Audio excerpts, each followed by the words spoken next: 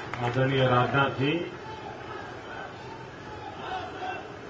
श्रीमान रामलाल जी, श्री नड्डा जी, डॉक्टर हर्षवर्धन जी, श्रीमान कोहली जी और उपस्थित सभी कार्यकर्ता भाइयों और बहनों,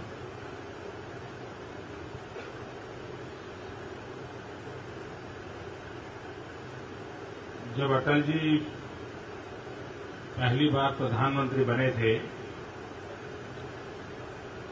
तो मैं उनके पास गया था ये प्रार्थना करने के लिए कि अटल जी आप 11 अशोका रोड पर आइए। तो जैसा उनका कार्यशैली थी वो काफी देर तक मेरे सामने देखते रह गए। तो बोले क्या जरूरत है? तो मैंने कहा था अटल जी तो 11 अशोका रोड पर बहुत बार आए हैं, लेकिन भारतीय जनता पार्टी का प्रधानमंत्री पहली बार आएगा।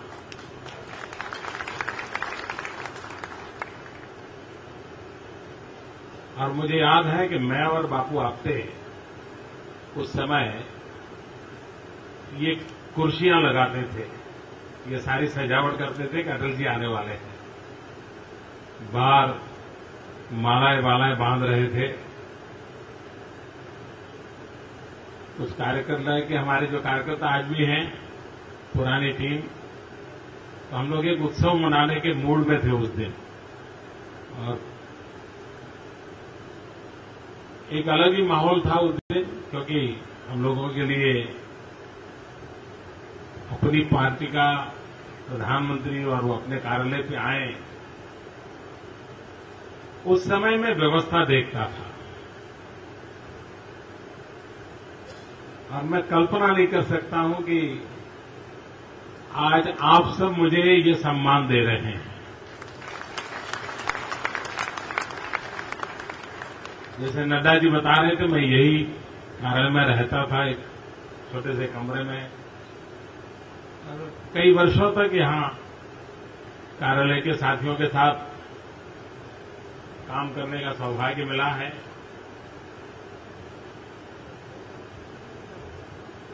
व्यक्ति कितना ही कोई नई नई जिम्मेवारियां भले आ जाएं, लेकिन जो अपने रूट्स होते हैं उससे अगर वो जुड़ा रहता है तो उसको निरंतर एक नई ताकत मिलती रहती है। तो कार्यालय आने के पीछे मेरा इरादा ये था, यहां से मुझे एक नई ऊर्जा मिले, नई ताकत मिले, नई प्रेरणा मिले, क्योंकि इस धरती का अपना योगदान है। सालों से इस कार्यालय में अनेक अपने महानुभावों ने अनेक नई योजनाएं बनाई हैं, नए कार्य किए हैं, प्रेरणा दी है, परिश्रम किया है। चाहे भंडारी जी हो, चाहे कुशाभाऊ ठाकरे जी हो, ऐसे अनेक वरिष्ठ लोगों ने यहां पर एक प्रकार से तपस्या की है। और इसलिए ये जगह हम सब कार्यकर्ताओं के लिए एक प्रकार से प्रेरणा तीर्थ है। और इसलिए प्रधानमंत्री बनने के बाद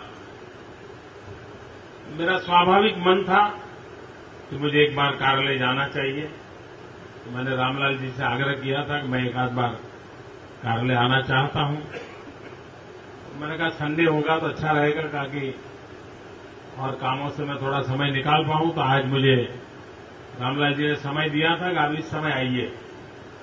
तो रामलाल जी ने जो समय दिया उस समय पर मैं आपके बीच आया हूं। चुनाव के समय हर एक के पास इतना काम होता है, इतनी विविधताओं से भरे हुए काम रहते हैं कि एक बिल्डिंग में भी दो लोग आराम से एक दूसरे को मिल नहीं पाते हैं, सुख दुख पूछ नहीं पाते। एक ही बिल्डिंग में काम करते हैं लेकिन हफ्ते भर मिल नहीं पाते, इतना काम रहता है। तो मैं भी उस समय लगातार दौड़ता रहता था। दिल्ली आना भी मेरा कम हुआ क्योंकि देश में मैं भ्रमण कर रहा था। जो मुख्य टीम थी चुनाव व्यवस्थापन देखती थी, उनका भी बड़ा आग्रह था, एक आध बार हम लोग सब मिलना चाहते थे। मैंने उनको कहा था कि आप मिलने के लिए मत आइए, मैं खुद आऊंगा। तो इसलिए भी मैं आज उस समय जो टीम थी जिसने पूरे चुनाव संचालन किया था, उन सबको भी मैं अभिवादन करता हूं, क्योंकि बहुत ही अच्छे ढंग से, अब हम लोगों का स्वभाव जरा कम रहता है, हम ज्यादा हिस्ट्री कॉन्शियस नहीं है, इसलिए पूरा कैंपेन कैसे चला, कितने प्रकार की योजनाएं बनी, कैसे कैसे मोड़ आए, किस प्रकार से उस स्थितियों में से हम ऊपर उठे, बहुत सी बातें होती हैं।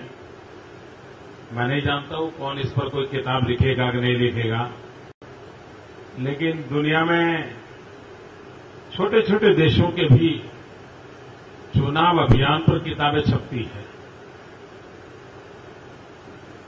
एक किताब तो बड़ी प्रसिद्ध हुई थी जब यूके में टॉनी ब्लेयर पहली बार जीत करके आए थे, और एक किताब निकली थी स्पिन डॉक्टर।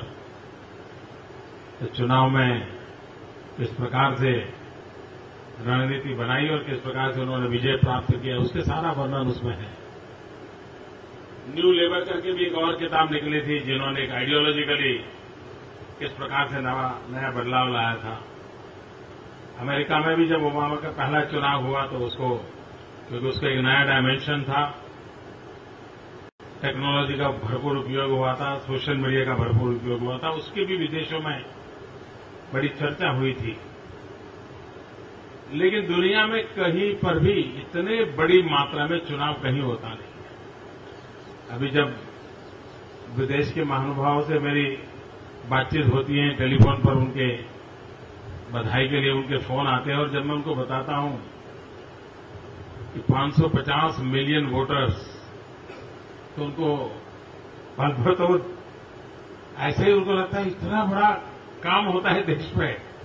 तो अपने आप में हमारे यहां चुनाव का स्केल इतना बड़ा है, लेकिन उसको जिस रूप में विश्व के सामने प्रस्तुत करना चाहिए, न हमारा इलेक्शन कमीशन भी कर पाया है और न ही हम राजनीतिक दलों के रूप में भी कर पाए हैं। लेकिन कभी न कभी तो विश्व के सामने ये बात आनी चाहिए कि भारत में लोकतंत्र ये स्वभाव है, यहां के डीएनए में है, यहां की जेनेटिक सिस्टम में है। वरना गांव का गरीब से गरीब व्यक्ति, अनपढ़ व्यक्ति 44 डिग्री टेम्परेचर में खुले आसमान के नीचे आकर के राजनीतिक कार्यक्रम में कैसे हिस्सा ले सकता है? ये अपने आप में एक बहुत बड़ी बात है। लेकिन हमारे सोशल साइंटिस्टों ने उतनी मात्रा में शायद उसका अध्ययन नहीं किया है। अगर वो अध्ययन होता तो भारत का लोकतंत्र कितना, भारत के लोकतंत्र की ताकत की चर्चा ज्यादा से ज्यादा इमरजेंसी के बाद के चुनाव में जन सामान्य ने जो अपना वर्डिक्ट दिया, उसके आसपास तो चर्चा होती है। लेकिन जिस प्रकार से हमारे यहां चुनावों में, राज्य कक्षा के चुनाव में बदलाव आते हैं, नेशनल लेवल पर बदलाव आते हैं, वो अपने आप में वो सिर्फ अंकगणित का खेल नहीं है, कितने परसेंटेज और कितनी सीटें और किसकी सरकार। इसके सिवाय भी एक जन सामान्य के डेमोक्रेटिक मन की अभिव्यक्ति का एक बहुत बड़ा ये उत्सव, उसको जिस रूप में दुनिया के सामने आना चाहिए वो अभी तक तो आता नहीं है, लेकिन आने वाले दिनों में शायद वो जरूर विश्व इसकी चर्चा भी करेगा और विश्व उससे बहुत कुछ पाएगा, ऐसा मेरा विश्वास बनता है। सामान्य मानवीय की सूझबूझ देखिए,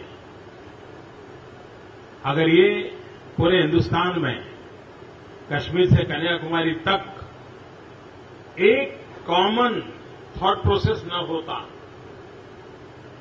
एक कॉमन स्ट्रांग अंडरकरंट न होता, तो क्लियर कट मेजोरिटी का वर्डिक्ट नहीं मिलता।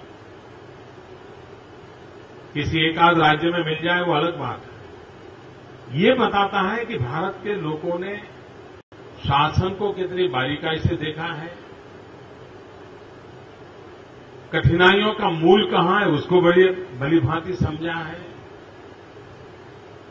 देश को आगे ले जाना है तो किस प्रकार की पॉलिटिकल स्टेबिलिटी चाहिए, उसकी समझ हिंदुस्तान के सामान्य मतदाता को है, उसका इसमें अभिव्यक्ति दिखाई देती है। ये अपने आप में सोशल साइंटिस्टों के लिए, पॉलिटिकल पंडितों के लिए, इलेक्टोरल एनालिसिस करने वालों के लिए एक बहुत बड़ा अहम काम है उनके सामने। और इसको अगर हमारे देश में तवज्जो दी जाए, यूनिवर्सिटीज आगे आए और इसका डॉक्यूमेंटेशन करके अगर दुनिया के सामने हम प्रस्तुत करें, तो ये अपने आप में एक बहुत बड़ी मिसाल, 21वीं सदी का इतना बड़े चुनाव का एक महत्वपूर्ण टर्निंग पॉइंट, इसकी पूरी 21वीं सदी पर क्या इम्पैक्ट रहने वाला है, ये बहुत बड़ा संशोधन का विषय बनने वाला है। हम भी कार्यकर्ताओं को, विजय अपने आप में एक बहुत बड़ी बात होती है, लेकिन इस विजय के साथ भारत के सामान्य मानवीय की लोकतंत्र के प्रति प्रतिबद्धता, ये हम जितना ज्यादा परकोलेट करेंगे उतना देश के भविष्य के लिए बहुत उपयुक्त होगा। बहुत बार हमारे देश में जब भी चुनावी चर्चा आए तो राजनीति के समीकरणों से ज्यादा जातीय समीकरणों की चर्चा रही है।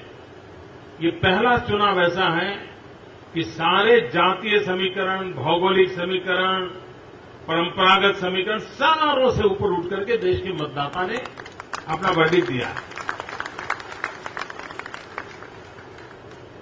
वो कौन सी प्रेरणा है, वो कौन सा इंस्पिरेशन है, वो कौन सी अपेक्षाएं हैं जो देश की जनता को उस बिंदु पर जोड़ रही है। और मैंने बहुत पहले अपने राष्ट्रीय परिषद में कहा था कि चुनाव एक आशा का चुनाव है, होप का चुनाव है, और ये नतीजे उस बात को ताकत दे रहे हैं कि हां, लोगों ने एक नई आशा के लिए इस सरकार को चुना है, एक अपनी आशा आकांक्षाओं की पूर्ति, एक होप के साथ चुनाव में मतदान किया है। और इसलिए सरकार की, भारतीय जनता पार्टी की और हम सबका दायित्व बनता है कि हम जन सामान्य की आशा आकांक्षाओं पर खरे उतरे, मेहनत करने में कोई कमी न छोड़ें और हमारे निर्णय सामान्य मानवीय को अगर ये भरोसा दे सकते हैं, हां भाई, अच्छा करने की दिशा में निष्ठापूर्वक किया गया ये प्रयास है, तो ये देश कभी भी आपसे नाता नहीं तोड़ेगा, मैं आपको विश्वास दिलाता हूं।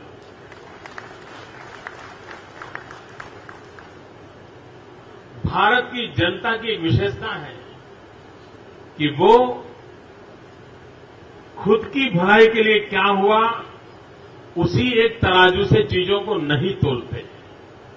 वो एक तराजू होता है, लेकिन ज्यादातर उस तराजू की ताकत ज्यादा होती है कि आपके प्रयास कितने निष्ठापूर्वक हुए, आप अपने प्रयासों में कितने प्रतिबद्ध थे, आप अपने प्रयासों के प्रति सामान्य मानवीय को केंद्र बिंदु में रखकर के कितने आगे बढ़ रहे थे।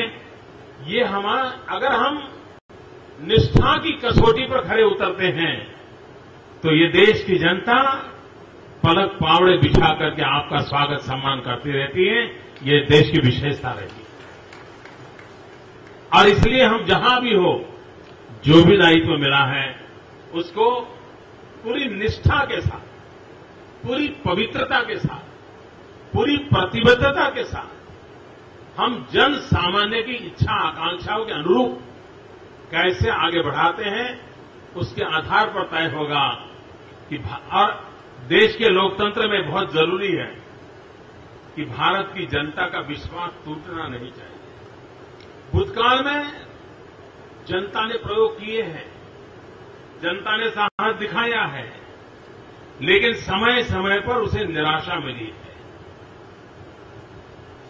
वो पहले से ही सन 1967 से जनता कांग्रेस से विमुख हो चुकी थी, लेकिन और प्रयोगों ने उसको और निराश कर दिया। और फिर गुम घम करके मुड़ करके फिर वहीं चले जाना पड़ता। ये हम लोगों का दायित्व बनता है कि जनता तो हमसे 10 कदम आगे है, हम जनता के साथ कदम से कदम मिला करके देश हित में उसकी आकांक्षाओं के अनुरूप किस प्रकार से अपना आचरण करें, किस प्रकार से अपनी गतिविधियां चलाएं, किस प्रकार से अपने कदम उठाएं, उसके आधार पर देश के सामान्य व्यक्ति का लोकतंत्र पर विश्वास और बढ़ेगा, जो पूरे विश्व के लिए एक ताकत बन सकता है। भारत जैसे इतने बड़े देश की लोकतांत्रिक ताकत का बढ़ना यानी विश्व पर इसका इन्फ्लुएंस होता है, विश्व पर इसका प्रभाव होता है। हमने कभी भारत के दायरे के बाद अपने आप को सोचा नहीं। हम बहुत बड़े देश हैं, हम बहुत पुराने देश हैं, हम बहुत बड़ी ताकत हैं। ये विश्व को अनुभूति हमें करानी होगी और एक बार अनुभूति कराएंगे तो विश्व भी हमें अपने के साथ बराबरी का दर्जा देने से कभी भी कोताही नहीं बरतेगा, ये मेरा विश्वास है।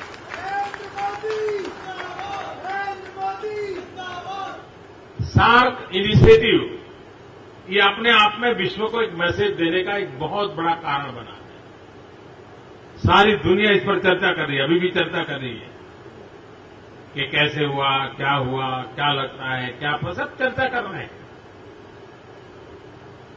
सही समय पर सही इनिशिएटिव कितना बड़ा परिणाम देता है, इसका हम प्रत्यक्ष उदाहरण देख सकते हैं। मैं आप सब कार्यकर्ताओं को अभिनंदन करता हूं कि आपने पूरे चुनाव के, और लंबा चुनाव होता है तो उसकी व्यवस्थाओं को सस्टेन करना अपने आप में बड़ा कठिन काम होता है, बहुत मुश्किल काम होता है। लेकिन उसके बावजूद भी, क्योंकि मैं यहीं रह करके चुनाव प्रबंधन करने वालों में से एक था, इसलिए मुझे मालूम है कि कितना मेहनत का काम होता है और कार्यकर्ताओं की अपेक्षाएं इतनी होती है कि आप कितना ही करो, शाम पढ़ते पढ़ते तो आपको डांट पड़ती ही पड़ती है। कहीं कहीं से फोन आएगा, मैंने सुबह से कहा था मेरा काम क्यों नहीं हुआ, उसको भेजने के लिए मैंने कहा था क्यों नहीं हुआ, वो मैंने फैक्स मंगवाया था क्यों नहीं भेजा, उस नेता से बात करवाना चाहा था क्यों नहीं हुई। तो यहां के लोगों ने पता नहीं क्या क्या कुछ सुना होगा, क्या कुछ झेला होगा, लेकिन उसके बाद भी हंसते खेलते सारे काम को आपने आगे बढ़ाया और विजयश्री को प्राप्त करने में जितने लोग मंच पर शोभा बढ़ाते हैं, उससे ज्यादा पर्दे के पीछे जो पसीना बहाते हैं उनकी ताकत बहुत होती है।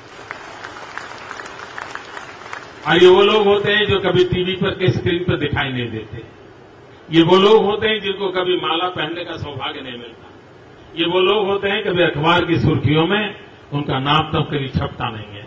और ऐसे लक्षावधि लोग होते हैं जो इस प्रकार से तपस्या करते हैं, न कभी वो टिकट की कतार में खड़े रहते हैं, न कभी उनके जीवन में इस प्रकार का पद की शोभा बढ़ाने का अवसर मिलने वाला है। उसके बाद भी भारत माता की जय, इसी एक संकल्प की पूर्ति के लिए जी जान से जुटे रहने वाले लक्षावधि कार्यकर्ताओं का भारतीय जनता पार्टी के पास होना, ये अपने आप में हम लोगों के लिए गौरव और सौभाग्य की बात है। ऐसे कार्यकर्ताओं के परिश्रम के बदौलत ये विजयश्री प्राप्त होती है। मैं उन सभी कार्यकर्ताओं को हृदय से अभिनंदन करता हूं। इस चुनाव के कार्यकाल में कई कार्यकर्ताओं ने अपने प्राण भी खोए हैं, रैलियों में कभी जाते आते हुआ, कभी व्यवस्थाओं में लगे हुए, कोई अकस्मात में गए, लेकिन एक मंत्र के लेकर के काम कर रहे थे। जिन्होंने अपने प्राण गंवाए हैं, ऐसे सभी कार्यकर्ताओं के प्रति मैं आदरपूर्वक श्रद्धा भी अर्पण करता हूं, श्रद्धांजलि देता हूं उनके प्रति, उनके परिवारजनों को ईश्वर शक्ति दे, ये भी मैं प्रार्थना करता हूं। फिर एक बार आप सभी कार्यकर्ताओं को बहुत बहुत बधाई देता हूं, बहुत बहुत अभिनंदन करता हूं। ये ठीक है कि हम नरेंद्र मोदी के साथ 2 शब्द और जुड़ गए हैं, लेकिन उन 6 अक्षरों वाला शब्द जिसको लोग प्रधानमंत्री कहते हैं, 5 अक्षरों वाला शब्द, उससे ज्यादा 4 अक्षरों वाला शब्द ज्यादा ताकतवर है, और वो है कार्यकर्ता। और इसलिए ये कार्यकर्ता की बदौलत है, उन 4 अक्षरों की ताकत है कि जिसने इस 5 अक्षरों की शोभा बढ़ाई है। उन 4 अक्षरों के लिए कार्यकर्ता के रूप में जीने वाले, जूझने वाले, जीवन खपाने वाले उन्हीं की बदौलत है कि कभी 5 अक्षर पैदा होते हैं। उन सभी कार्यकर्ताओं को हृदय से अभिनंदन करता हूं। बहुत बहुत धन्यवाद।